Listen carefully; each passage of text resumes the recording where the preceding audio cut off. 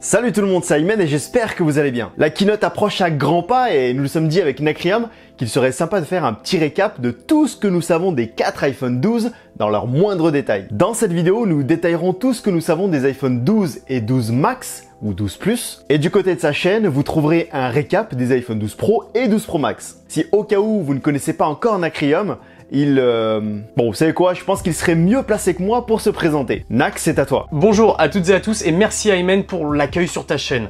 Certains me connaissent peut-être, d'autres non, donc je vais prendre 2 petites secondes pour me présenter. Moi c'est Nacrium. Sur ma chaîne, je vous propose très semblablement le même contenu que celui que vous pouvez trouver ici, c'est-à-dire grosso modo des informations sur les rumeurs, sur les leaks qui entourent la marque à la pomme, mais pas que, parce que je peux aussi parler de Samsung, de Xiaomi. Alors c'est vrai qu'en ce moment je parle beaucoup d'Apple parce que l'actualité s'y prêtait, et comme Ayman vous a dit, aujourd'hui on va vous proposer un petit récap de toutes les infos qu'on connaît sur l'iPhone 12 et l'iPhone 12 Plus ou l'iPhone 12 Max, comme vous le souhaitez, histoire qu'on soit tous prêts pour la keynote, et puis comme on est chez lui, je vais laisser Ayman commencer. Allez, sans plus attendre, on est parti pour recenser tout ce que nous savons des iPhone 12.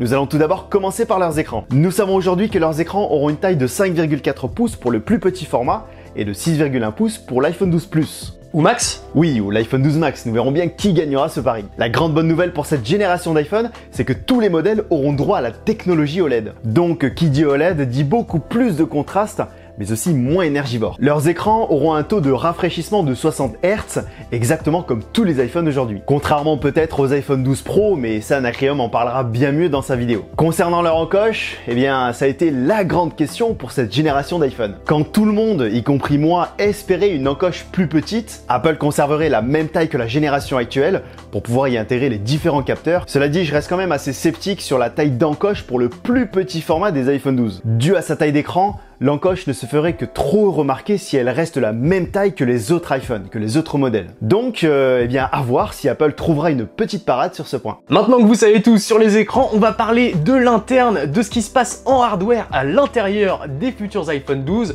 Alors, comme on a l'habitude à chaque génération, et ça c'est pas tellement une surprise, l'iPhone 12 proposera la puce A14. Et la puce A14 a une petite subtilité, c'est que c'est la première puce chez Apple qui est gravée en 5 nanomètres. Jusqu'ici, les puces chez Apple étaient gravées en 7 nanomètres, et ce qu'il faut comprendre, grosso modo, c'est que plus la gravure est fine, et bien plus on peut caler de transistors sur la puce, plus il y a de transistors sur la puce, plus on peut faire de calculs en simultané, et donc meilleures sont les performances. Le nouveau SoC A14 de chez Apple sera épaulé par 4 Go de RAM sur les iPhone 12 et les iPhone 12 Plus ou 12 Max encore une fois. 4 Go de RAM sur un smartphone, ça peut paraître peu, mais il y a quelque chose à savoir, c'est qu'Apple a toujours fait en sorte d'optimiser le hardware et le software pour qu'ils fonctionnent bien et que la différence ne soit quasiment pas perceptible. Donc ne vous en faites pas, 4 Go de RAM chez Apple, c'est presque équivalent à du 12 Go de RAM chez d'autres constructeurs. N'est-ce pas, Ayman? Alors perso, je suis à 100% d'accord avec toi. Quand on voit ce que l'iPhone 11 Pro est capable de faire avec seulement 4 Go de RAM et sans aucun ralentissement,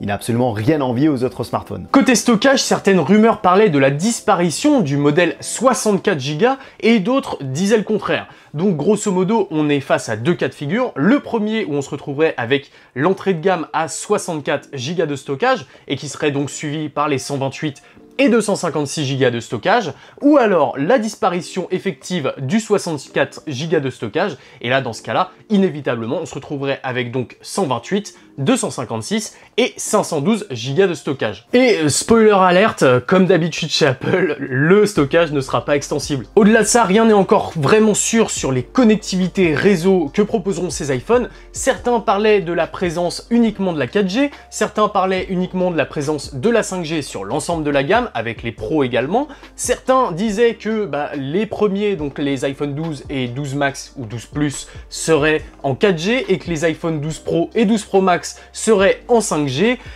Pour l'instant, on n'en sait pas grand-chose. Personnellement, je pense qu'Apple intégrera la 5G uniquement sur les modèles Pro. Ça leur donnerait une valeur ajoutée, puisque sinon il n'y aura pas grand chose. Je sais pas ce que t'en penses toi, Ayman. Alors moi personnellement, je pense que la 5G sera disponible sur tous les iPhone 12. Si ce n'est au moins juste pour justifier la suppression du chargeur et des écouteurs dans les autres pays que la France. Mais cela dit, ça ne m'étonnerait pas qu'ils conservent la 5G exclusivement pour la gamme Pro. Évidemment, vous aurez dans ces smartphones une batterie, et celles des iPhone 12 ont fait vraiment parler. Il s'avère que, selon les rumeurs, les batteries des iPhone 12 seraient plus petites en capacité que celles des iPhone 11. Et ça a fait jaser. On parlerait d'approximativement 2800 mAh pour l'iPhone 12 et 3700 mAh pour l'iPhone 12 Max. Alors, attention aux amalgames. Une capacité de batterie moins élevée ne veut pas dire moins d'autonomie avec le smartphone. Il faut aussi prendre en compte l'optimisation entre le logiciel et le matériel. L'introduction de la puce A14 gravée en 5 nanomètres peut clairement changer la donne quant à la façon qu'aura l'iPhone de gérer sa batterie. À voir donc lors des tests si cet iPhone 12 sera capable de tenir plus longtemps dans le temps que l'iPhone 11, mais personnellement je reste confiant. Pour finir, pas de retour de Touch ID sur les iPhone 12 ou 12 Max, et encore moins sous l'écran, malgré beaucoup de rumeurs qui l'annonçaient. À mon avis, il faut le réserver pour un prochain iPhone dans le futur. Maintenant que vous savez tout sur l'interne de ces futurs iPhones, je vous laisse avec Ayman qui va vous parler du design des iPhone 12 et iPhone 12 Max ou 12 Plus. Après 3 années avec le même design, cette génération d'iPhone marquera le grand retour des bords plats disparu depuis le premier iPhone SE. Le design des iPhone 12 s'inspireront directement de ce que l'on connaît déjà avec l'iPad Pro et ses bords anguleux. Attendez-vous aussi à ce que les bords des écrans s'affinent un petit peu plus comparé aux iPhones actuels. Le dos des iPhones seront bien entendu en vert comme l'iPhone 4 ou 4S et bien plus tard avec l'arrivée de l'iPhone 8, si ce n'est juste pour la compatibilité à la recharge sans fil et peut-être même à l'AirPower. Toujours un petit peu en rapport avec son design, ces iPhones seront toujours équipés d'un port Lightning. Ouais mais attention, Lightning Max. Ok, je déconne, c'était juste pour la vanne. Allez, finissons-en avec le dernier gros point de cette vidéo récapitulative et finalement le moins sûr de tous. D'après les rumeurs, pas d'évolution significative sur la partie photo des iPhones de cette année. On resterait sur le module photo arrière sur une caméra grand angle de 12 millions de pixels et un ultra grand angle de 8 millions de pixels, et à l'avant un capteur selfie grand angle de 8 millions de pixels également. Attention cependant, puisque les rumeurs parlent également de capteurs plus grands et donc qui capteraient plus de lumière, et je vais pas vous faire l'affront de vous expliquer comment fonctionne un appareil photo. Plus de lumière rentre, plus on a de qualité et de détails qui vont s'imprimer sur les capteurs, et donc meilleure sera la qualité de la photo. Mais grosso modo, on garde exactement le même setup que sur l'iPhone 11 qu'on a aujourd'hui. Il était question de l'intégration du 64 millions de pixels sur cette génération d'iPhone, mais a priori, Apple aurait eu des soucis techniques à l'intégration de ce capteur dans les iPhones, et donc aurait abandonné l'idée pour cette génération 12. Il faudra donc attendre les prochaines générations, potentiellement l'iPhone 13 ou alors l'iPhone 14, mais bon, on n'est pas à l'abri peut-être d'une surprise, donc on garde les doigts croisés. Merci à Ayman pour l'invitation sur sa chaîne, ça a été un vrai plaisir de travailler avec toi sur cette vidéo. Merci à tous de l'avoir laissé m'accueillir sur sa chaîne.